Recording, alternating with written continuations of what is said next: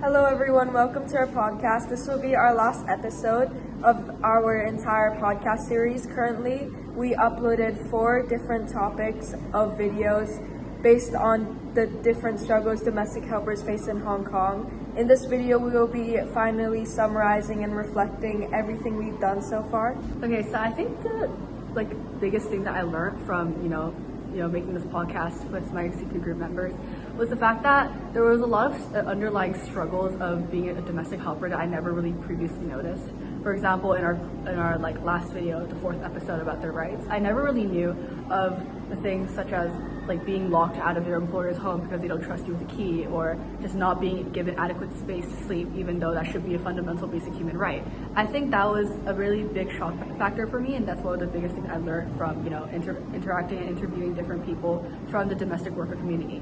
I also learned how to kind of interact with people based on what they believe and stuff, because we've a large majority of our podcast episodes were about interviewing people from our school community, and I got to learn a lot of different perspectives and their opinions on certain factors of being domestic helpers. For example, whether people think it's ethical to call domestic workers maids, or whether their impression on the struggles that they face are different or not. So yeah, I think that's my biggest takeaway from this project. For me, the biggest takeaway from this community project is being able to interact with different people in our school community, such as teachers, students, or other staff members. And one thing I've learned is that although we encountered many struggles along the way, we still overcame them, and we tried our hardest to put in our best effort into making this podcast actually work. What do you think were some of the biggest struggles that we faced, for us, during the making of this podcast? I think it was the lack of communication we had, because obviously in between assessments weeks, it's been really difficult to manage our community project along with our exams. We had to find a time to cramp everything up together, and also communicating who would be editing the podcast and stuff was unclear at times, but we managed to pull through. The biggest takeaway I took from the CP project is the fact that a lot of people in our school and even outside of our school are unaware about the struggles domestic helpers face. Not they're very hardworking, they don't get enough sleep, but the underlying struggles they have, which is not really put out in Hong Kong. Which is why I believe our podcast is important to spread awareness in our school community. That one of our biggest struggles in this podcast was mainly the fact that she also explained how communication was an issue, but I believe it's mostly finding interviewees, because obviously as a stakeholder in this topic, right, you're going to be the main person we're going to be relying on to spread awareness, to have a voice. But I think a lot of these domestic helpers, they either felt uncomfortable with still being so publicly vulnerable about their struggles that they face as in their position, right? Because a lot of the times it's really normalized to see these domestic helpers as people who can continuously work, or can just work as a strong standing figure of our lives, whether although they're foreign domestic helpers and they work in a foreign country.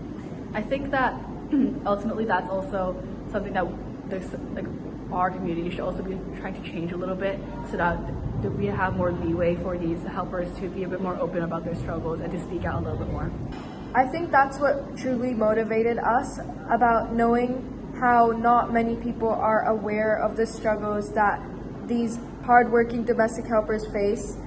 So that's what really pushed us through and motivated us into actually making this podcast a meaningful thing to our school community in a way that's accessible to everyone else. Yeah, and to add on to what Habit said, I think that it's also important to recognize how those domestic helpers are putting themselves on the line. As the interviewees we interviewed, of course, they're talking about their own personal experience, whether it was then or now. Maybe their employees could look at our YouTube channel. But I guess we also have to understand that not many helpers are willing to talk about the things they experience at home, because obviously they're scared to do so.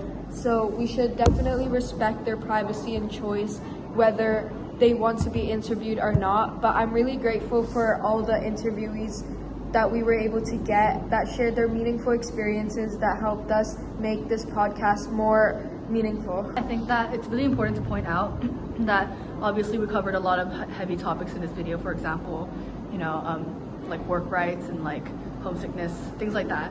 And I think it's also important to point out that a lot of these, like most domestic helpers in our community, they aren't like abused or anything, right? I think they are, majority of them are also fulfilled, but at the same time, since they're such a minority group in our community, that's the reason like we felt that we wanted to share their stories. Not to say that everyone struggles like this and to put a very generalizing label on, you know, this community. Yeah, because most of our interviewees we interviewed that had really good experiences with their employees, which is a great thing to hear. But a small percentage of that also did struggle finding a perfect employee which respect their rights. Bottom line, we're all very grateful for everyone who has been willing to talk with us, willing to share their stories, willing to share their perspectives, and you know. Yeah. Thank you for all of the teachers and students and domestic helpers we were able to interview. This really made our podcast more meaningful and put together, knowing that there's different perspectives in our podcast. Thank you so much for watching our podcast. We also hope that you learn a lot of new things regarding these like very important and integral part of our community. So yeah, thank you. Thank you. Bye.